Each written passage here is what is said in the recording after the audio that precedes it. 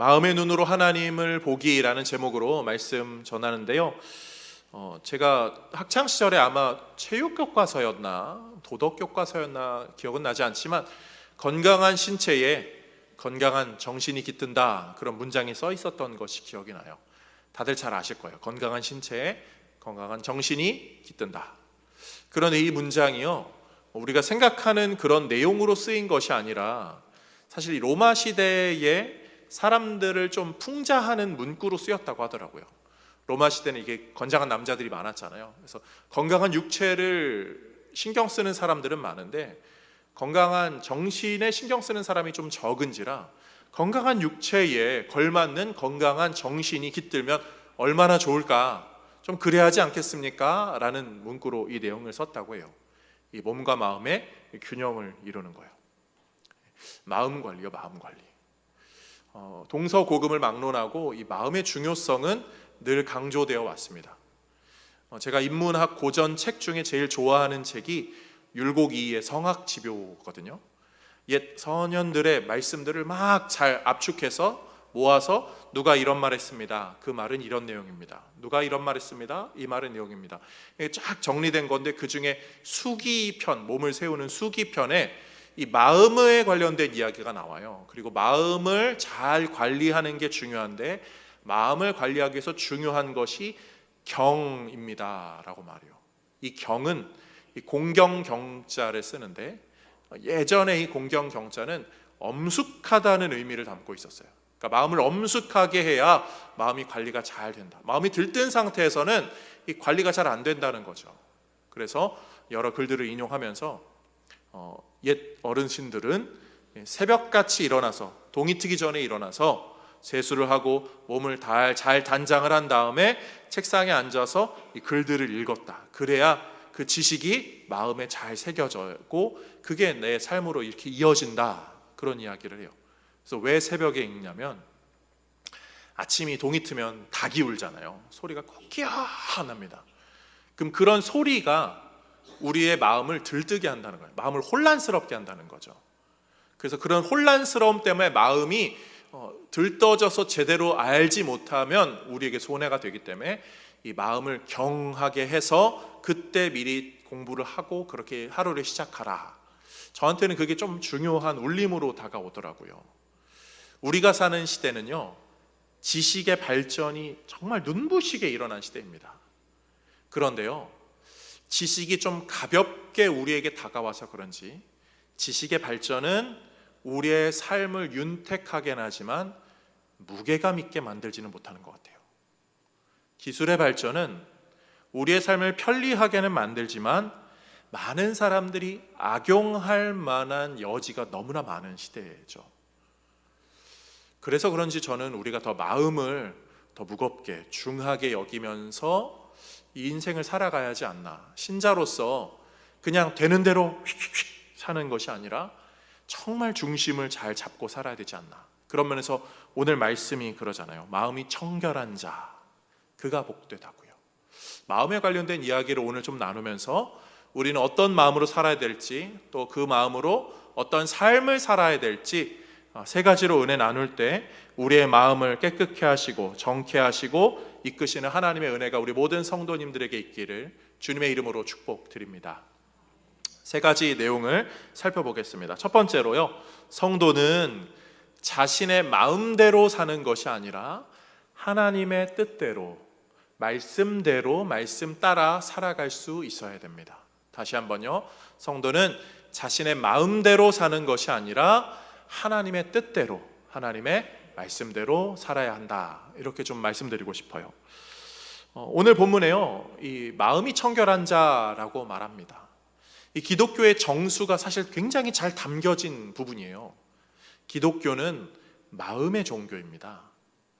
행동으로 평가받는 것이 아니라 마음이 먼저 평가받죠. 업적으로 인정받는 것이 아니라 마음으로 인정받는 종교. 우리는 그런 기독교 신앙생활을 하고 있습니다. 성경은 이 마음에 대한 이야기를 처음부터 끊임없이 이야기하고 있어요. 아담과 하와 창세기 3장에서 하나님께서 선악을 알게 하는 나무의 열매를 먹지 말라, 행동을 제약한 것 같지만 사실 그 열매 하나 먹는 거잖아요. 하나님은 하나님을 존중하는 마음을 가지라는 가르침을 한 거죠. 그런데 아담과 하와는 뱀의 꾀임에 빠져서 하나님을 존중하지 않고 자기 마음대로 행동합니다. 그래서 온 인류가 타락했죠. 죄가 관영하게 되었고요, 우리의 마음도 부패하게 되었어요. 그 이후에 늘 이 부패한 마음의 본성과 하나님의 뜻이 늘 줄다리기 합니다. 대표적으로 절정을 이루는 곳 중에 하나가 사울 왕과 다윗 왕이죠. 자기 마음대로 하고자 했던 사울 왕, 하나님의 뜻대로 따르기로 했던 다윗. 후대 왕들도 마찬가지죠. 다윗의 길이라고 하면 하나님의 말씀대로 살려 했는가, 아니면 자기 마음대로 살려 했는가. 신약으로 가면서도 이 마음에 관련된 이야기는 늘 중요하게 다뤄집니다. 로마서 10장 10절 말씀 함께 말합니다. 이렇게 읽어볼게요. 사람이 마음으로 믿어 의에 이르고 입으로 시인하여 구원에 이르느니라. 마음으로 믿어서 의에 이르고 입으로 시인하여 구원에, 결국 이 마음이 구원에까지 연결된다는 것. 예수님은 이 마음의 중요성에 대해서 유대 지도자들에게 이렇게 질책하시기도 했죠. 마태복음 23장 27절 말씀 읽어보겠습니다. 화 있을진저 외식하는 서기관들과 바리새인들이여, 회칠한 무덤 같으니 겉으로는 아름답게 보이나 그 안에는 죽은 사람의 뼈와 모든 더러운 것이 가득하도다. 아멘. 이스라엘은 이 고온 건조한 나라여서요, 잔디로 무덤을 이렇게 덮지 못합니다. 다 마르죠. 그리고 흙도 그렇게 충분하지 않고요, 그냥 깊이 파지도 않고 이렇게 평지에다가 돌을 쌓는 그런 무덤이에요. 그래서 석회가루로 그거를 코팅을 하는 거죠. 겉은 번지르르 하는데 속은 썩어 있는 거예요. 그거 안 하면 이제 막 흘러나오는 그런 건데, 예수님은 그것에 빗대어서 우리가 이 겉만 번지르르하는 게 아주 중요한 것이 아니라 사실은 마음이 더 중요하다, 그 이야기를 하는 거예요. 사랑하는 성도님들, 우리의 속마음을 좀 들여다봅시다. 어떤 마음으로 살고 계세요? 우리의 마음이 진짜 중요하다고요. 근데 우리의 마음 속에 조심해야 될 것이 있어요. 성도는, 우리는 여기는 다 어느 정도 성경에 대해서, 신앙에 대해서 알고 있고 하나님이 좋아하시는 것, 싫어하시는 것을 알고 있는지라 세상 악에 관련돼서는 다 거리를 둘 줄 압니다. 저거 나쁜 거야, 저거 안 좋은 거야, 저거 위험한 거야, 가까이 하면 안 돼. 그러면서 우리는 악한 것은 거리를 둬요. 그런데 진짜 위험한 함정이 뭔지 아세요? 그것은 악하지 않은 데 있는 것들이죠. 소위 세상이 말하는 좋은 것, 이게 정의야, 이게 공의야, 이게 맞는 거야, 이게 잘 사는 비결이야, 이렇게 해야 돼. 세상 기준에는 그게 전혀 잘못되지 않았어요. 그런데 우리의 마음속에 그것이 하나님보다 우선시 되어 있다면 그건 언제나 우상이 되는 거죠. 이게 맞아, 하나님이 뭐라 하든 이게 맞아, 이게 정의야, 이게 공의야, 꼭 이렇게 돼야 돼, 내 뜻대로 돼야 돼, 이렇게 해야 잘 살아, 하나님이 뭐라 하든 말든 이게 더 좋은 거야. 사울 왕이 그랬잖아요. 저 좋은 동물들 이거 왜 다 죽여? 이걸로 제사 드리고 이걸로 먹고 마시고 나누면 얼마나 좋아? 인간적으로는 전혀 나쁜 게 아니지만 하나님보다 우선시 되는 것이 있다면 그것이 우리 안에 우상으로 작용하죠. 그런 면에서 성도는요, 마음을 들여다보면서 이게 내 뜻인지 하나님의 뜻인지를 분별할 수 있어야 됩니다. 근데 어떻게 분별하세요? 어떻게 분별하시죠?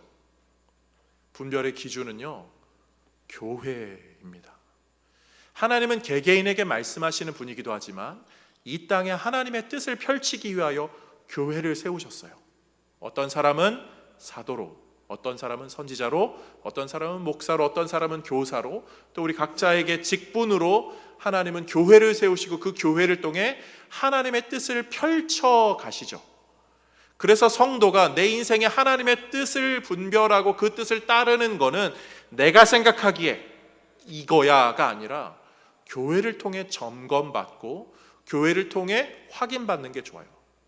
그래서 신앙생활하는 성도에게 꼭 필요한 것은 교회 공동체, 그리고 신앙 공동체, 함께하는 소그룹들, 모임들이 있을 때마다, 그래서 건강한 교회, 참 교회라 한다면 다른 세상적인 이야기, 다른 세상에서 좋은 이야기들, 그게 아니라 서로를 위해서 기도해주고 서로를 위해서 영적인 건강에 신경 써주는 그런 신앙적인 모습이 있어야 하죠.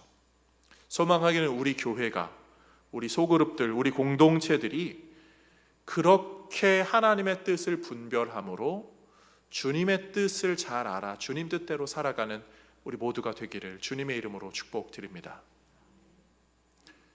우리 그 찬양 한번 부를까요? 주님 뜻대로 살기로 했네. 되게 오래된 찬양인데 이 설교 준비하면서 부르고 싶더라고요. 한 번만 부르겠습니다. 주님 뜻대로 살기로 했네. 주님 뜻대로 살기로 했네. 주님 뜻대로 살기로 했네.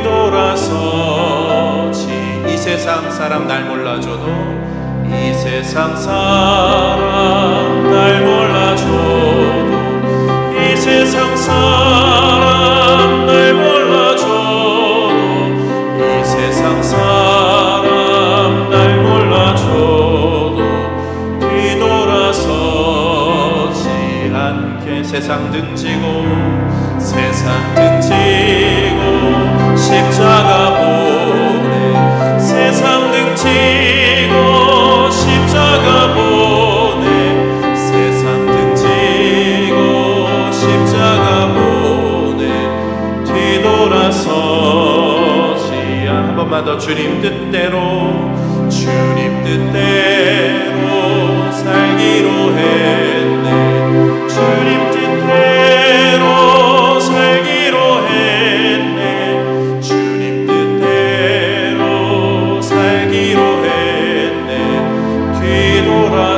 뒤돌아서지 않겠네. 사랑하는 성도님들, 성도는 자신의 뜻이나 감정 따라 사는 게 아니라 하나님의 뜻대로 주님이 이끄시는 대로 순종하며 사는 것, 그것이 이 세상의 소용돌이에 휘말리지 않고 온전하게 길을 가는 것임을 잊지 않는 우리 모두가 되기를 주님의 이름으로 축복드립니다. 두 번째로요, 성도는 마음을 깨끗이 비우고 그리고 마음을 지혜롭게 채울 줄 알아야 됩니다. 오늘 본문은 이 마음이 청결한 자라고 해서 마음을 비우는 것에 관련되어서 이야기를 하고 있습니다. 그런데 이 마음을 비우는다는 건 정말 매력적인 말이잖아요. 기독교에만 쓰는 용어는 아닙니다. 다른 종교들에서도 많이 쓰이고 다른 사람들도 많이 쓰여요. 그래서 명상도 하고 뭐 고행도 하고 산으로 들어가기도 하고 뭐 역사적으로 그런 일들을 많이 사람들이 추구했습니다. 왜 그렇죠? 마음을 비우면 내 삶이 뭔가 바뀔 것 같아요. 그리고 어떤 종교적인 측면에서는 뭐 열반에 이르거나 해탈을 하거나 아니면 다른 뭐 3층 천에 올라간다거나 뭐 그런 존재가 될 것 같아요. 사람들은요, 마음을 비우는 데에 진심이었습니다. 여러 가지 것들을 시도하죠. 그 중에 대표적인 게 고행이에요. 고행을 하면 왜 마음이 비워지죠? 몸이 아프면요, 다른 생각이 안 나요. 아픈 것만 생각나거든요. 그런데 이 고통까지도 극복하게 되면 고통 과정 가운데 다른 잡생각이 다 사라지고 고통을 극복하면 이제 내 마음에 남는 게 없다는 거예요. 그 사람들은 고행을 하기 시작했어요. 그런 걸로 막 정신을 막 하고 막 폭포수 맞고 막 이런저런 거 막 했죠. 근데 요즘은 그렇지 않아요. 요즘은 현대인들은 고행을 하지 않지만 어떻게 하죠? 매일 똑같은 삶을 살아요. 몇 시에 일어나야 돼? 꼭 어딜 가서 무슨 운동을 뭐 유산소를 30분을 해야 돼? 식단은 뭘로 해야 돼? 뭐 하루에 뭐 한 달에 책을 한 권씩 읽어야 돼? 꼭 이렇게 규칙적인 삶을 살면 내가 조금 더 나은 나, 조금 더 발전된 나, 그리고 그 사실 궁극적인 대로 다른 나를 꿈꾸는 거죠. 그렇게 하면 인생이 바뀝니까? 바뀌죠. 바뀌어요. 그렇게 못 사는 게 우리의 부끄러움이죠. 그렇게 하면 인생이 바뀌기는 합니다. 그런데요, 우리가 기억해야 될 말씀이 있어요. 디모데전서 4장 8절 말씀. 육체의 연단은 약간의 유익이 있으나, 유익은 있어요. 그런데 그건 약간의 유익일 뿐이에요. 그리고 우리를 궁극적으로 바꿔주지는 못해요. 우리는요, 마음을 어느 정도는 비울 수 있습니다. 그런데 그것이 그냥 인간적인 방법으로 비우면, 그냥 그렇게 비우면 그걸로 더 나아지거나 그렇지 않아요. 대표적인 이야기가 복음서에 나오는 마태복음 12장 43절에서 나오죠. 더러운 귀신이 사람에게서 나갔을 때 물 없는 곳으로 다니며 쉬기를 구하되 쉴 곳을 얻지 못하고 이에 이르되 내가 나온 내 집으로 돌아가리라 하고 와보니 그 집이 비고 청소되고 수리되었거늘 이에 가서 저보다 더 악한 귀신 7을 데리고 들어갔다. 다들 잘 아시는 내용이죠. 비워서 이게 잘 채우지 못하면 오히려 더 망가지게 됩니다. 이 이야기의 가르침, 조금 전에 읽은 45절의 마지막 부분에 이렇게 말하고 있어요. 45절, 이 악한 세대가 또한 이렇게 되리라. 악한 세대, 하나님 없는 세대가 그렇게 된다는 거죠. 육신의 연단으로 약간의 유익으로 자신의 몸을 뭔가 비울 수 있을지는 몰라요. 그렇지만 하나님이 없기 때문에 그 비워진 곳이 공허함으로 남겨지게 되면 다른 욕심으로 채우게 되고, 그것은 결국 우리를 더 피폐하게 만들고 다른 새로운 중독으로 빠지게 되거나 다른 문제로 이어지게 되죠. 이 말씀의 가르침 뒤 장면이, 뒤 후문맥이 있거든요. 마태복음에는 나타나지 않는데 누가복음에는 요 후문맥이 나옵니다. 함께 보겠습니다. 11장 26절 27절. 이 말씀, 좀 전에 그 말씀을 하실 때에 무리 중에서 한 여자가 음성을 높여 이르되 당신을 뵌 태와 당신을 먹인 젖이 복이 있나이다 하니 예수께서 이르시되, 함께 읽습니다. 오히려 하나님의 말씀을 듣고 지키는 자가 복이 있느니라 하시니라. 아멘. 예수님은요, 하나님의 말씀을 듣고 지키는 것, 마음을 하나님의 말씀으로 채우는 것이 진짜 복되다라고 말해주고 있어요. 사랑하는 성도님들, 말씀이 우리 안에 채워져야 돼요. 마음이 청결하다는 것은 그냥 말씀을 비운 채로 끝나는 게 아니에요. 그냥 비워라가 아니라 비운 곳을 말씀으로 채워져야 복되다가 되는 거예요. 이것을 구약에서는요, 부정한 게 정결해진 다음에 제사를 통해 거룩해진다고 하죠. 부정한 것은요, 구약의 제사법에서는요, 부정한 것은 물로 씻어서 정결해집니다. 아니면 물로 씻을 수 없는 것은 불로, 금속 같은 것은 불에다 이렇게 해서 정결해져요. 사람은 어떻게 되죠? 씻거나 아니면 며칠 시간을 두죠. 그러면 정결해져요. 그건 정결해진 것으로 끝이 아니에요. 정결해진 상태로 제사로 나아갑니다. 그러면 제사를 통하여서 우리가 거룩해져요. 부정한 상태, 더러운 게 비워진 것이 끝이 아니라 거룩으로 채워져야 진짜 성도다워진다고요. 그런 면에서 우리가요, 마음을 비우는 건, 세상이 말하는 마음을 비우는 것은 참 좋은 일이지만 비운 게 아니라 성령으로, 물과 불로 정결하여져서, 그리스도의 말씀과 성령으로 정결하여져서 예배로 나아가며 그 말씀이 때로는 나의 삶을 찔러서 회개케 하고 그리스도의 보혈의 공로를 의지하게 해서 정케하게 되는 은혜를 겪는 것, 즉 예배를 통하여서 성도는 마음이 청결해지고 그리스도를 바라보게 되죠. 그런 면에서 오늘 말씀 다시 한번 읽어보겠습니다. 마음이 청결한 자는 복이 있나니 그들이 하나님을 볼 것이며. 아멘. 그렇게 그리스도로 마음이 청결해진 자가 하나님을 보게 된다. 이 은혜의 복락이 우리에게 얼마나 중요한지를 꼭 기억하실 수 있기를 원해요. 세상이요, 말세라고 하잖아요. 말세의 징조가 보인다고 하죠. 지구 반대편 LA에 큰 불이 났습니다. 매해마다 큰 불이 난다고요. 점점 큰 불이 나서 걱정이라고 할 정도라고 하죠. 때때마다 수해가 일어나고 있고요. 지진도 일어나고 해일도 일어납니다. 전쟁의 소식이 끝이 없고, 또 이 강추위가 다른 나라에서는 갑작스러운 강추위로 또 많은 사람들이 죽었다고 하잖아요. 또 말도 안 되는 그런 과학이 발전했지만 사고도 일어나고 있습니다. 정말 세상이 멸망할 것 같아요. 내일 당장 무슨 전쟁이 일어나고 무슨 일이 벌어져서 세상이 멸망한다 해도 이상하지 않을 것 같아요. 내일 지구가 멸망한다 그러면 우리 사랑하는 성도님들 뭘 하시겠습니까? 스피노자는 뭘 한다고 그랬죠? 내일 세상이 멸망해도 나는 학식하세요 정말. 그럼 우리는 뭘 해야 됩니까? 우리는 예배를 하는 거예요. 예배를 통해 우리의 마음을 정케해요. 그리고 진짜 마지막, 내일 멸망이라면 그 마지막 때의 주인이 누구시라 성경이 말합니까? 하나님이시잖아요. 주님이 오시는 그때잖아요.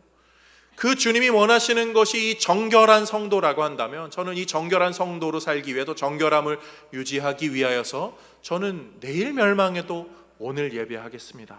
주님, 제가 한 마음으로, 이 마음으로 잘 신앙생활을 할 수 있도록 나를 인도하여 주옵소서. 신앙의 고백이 우리 안에 있기를 주님의 이름으로 축복드립니다. 마지막 세 번째로요, 성도는요 그리스도로 인한 깨끗한 마음을 가질 수 있다는 사실을 꼭 기억하셔야 돼요. 그리스도로 인한 깨끗해짐. 오늘 본문 말씀, 마음이 청결한 자는 복이 있나니 그들이 하나님을 볼 것이며, 이 말씀이 참 은혜로운 말씀인데 이 말씀을 깊이 묵상하다 보면 또 마음에 좀 거리낌이 찾아와요. 그 영역이 어디냐면 마음이 청결한 자라는 거죠. 마음이 청결한 자가 하나님을 본다고 말해요. 마음이 청결하신 분 계세요, 여기? 여기에 우리가 항상 부끄러울 따름이잖아요. 성경이 분명히 이렇게 말합니다. 요한일서 1장 8절 말씀, 만일 우리가 죄가 없다고 말하면 스스로 속이고 또 진리가 우리 속에 있지 아니할 것이요. 성경은 우리가요 죄가 있는 자임을 알아야 된다고요. 마음이 깨끗하지 않은 자라고 말해요. 또 예수님의 가르침 가운데 마가복음 7장 20절에서 23절 다 읽진 않습니다. 사람에게서 나오는 그것이 사람을 더럽게 하느니라. 막 악한 생각, 음란한 도둑질 막 여러 가지 나옵니다. 교만, 우매함, 이게 사람을 더럽게 한다라고 분명히 예수님이 가르쳤어요. 이게 우리 안에 있는 것들이잖아요. 이 악한 것들이 우리 안에 있어서 우리는 마음이 청결하지 않은 것 같아요. 인생을 살면 살수록 마음의 청결함이 더 없어지는 것 같아요. 더 더러운 것 같아요. 지난주에요, 전 자랑 삼아 이야기 꼭 드리고 싶어요. 지난주 교회 교역자 사무실 대청소를 했습니다. 대청소. 겨울이 자꾸 오니까 그 사무실에 히터 하나로, 이렇게 벽에 히터 하나로 지내는 게 조금 무리일 것 같아서 바닥에 전기 난방 공사를 했어요. 근데 요즘 그 인건비도 비싸고 막 그러잖아요. 그래서 이런저런 고민을 하다가 제 취미가 또 약간 그렇게 뚝딱뚝딱이거든요. 저는 약간 그 뚝딱뚝딱 하면서 마음이 막 정리가 되는 사람인지라. 근데 제가 이렇게 할 수 있을 것 같은 거 인터넷 보니까, 그래가지고 재료를 사서 지난주에 했습니다. 근데 하면서 사무실에 있는 짐을 다 꺼내야 되잖아요.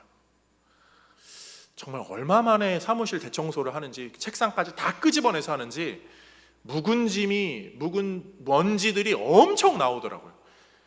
아차 싶을 정도로 너무 교역자들이랑 저희 목회자들이 고생했죠.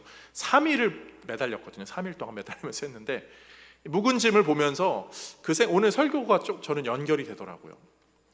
그냥 몇 년 이렇게 했는데 이렇게 깨끗하게 관리된 집도 이사할 때 보면요 먼지가 엄청 나거든요.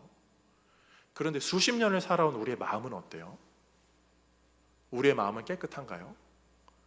그냥 대충 접어두고 구겨놓은 마음들, 어떻게 되겠지 그냥 뒤로 미뤄둔 마음들, 그 마음들이 우리 안에 응어리져 있어요.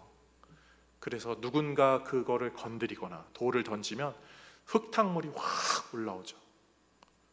마음이 청결한지 못해요. 평온하게 살다가 내가 가장 싫어하는 그 사람이 나에게 오면, 내가 가장 싫어하는 그 용어가 나에게 들려오면, 그 순간이 나에게 오면 우리 마음은 진짜 횟가닥 돌아버려요. 그래서 막 인격을 버리고 막 소리 지르고 막 난리 나죠. 우리 마음이 청결하지 않다고요. 이런 우리가 어떻게 하나님을 볼까요? 세상 사람들이 손가락질하는 게 그거잖아요. 그리스도인들 깨끗하지 않다고요. 맞아요. 우리는 깨끗하지 않아요. 이게 우리도 답답하고 괴로운 문제예요. 세상 사람들이 우리 깨끗하니까 우리 보고 예수님 믿으라고 우리가 솔직히 얘기하고 싶은데 그렇게 할 수 없잖아요. 부끄러워서. 그런 우리에게 성경이 가르쳐주는 것은 뭐죠? 요한일서 3장 3절 말씀 함께 읽어보겠습니다. 요한일서 3장 3절 말씀이요. 주를 향하여 이 소망을 가진 자마다 그의 깨끗하심과 같이 자기를 깨끗하게 하시느니라. 5절까지 이어서 읽어보겠습니다. 그가 우리 죄를 없애려고 나타나신 것을 너희가 아나니 그에게는 죄가 없느니라. 아멘. 우리의 죄를 없애려고, 우리를 깨끗하게 하시려고, 그가 깨끗하게 하신 것을 우리에게 깨끗하게 하시려고 누가 오셨다고요? 예수 그리스도. 그래서 우리는 뭐라고 찬양합니까? 예수는 우리를 깨끗게 하시는 주시니 그의 피 우리를 눈보다 더 희게 하셨네. 한 번 더 고백합시다. 예수는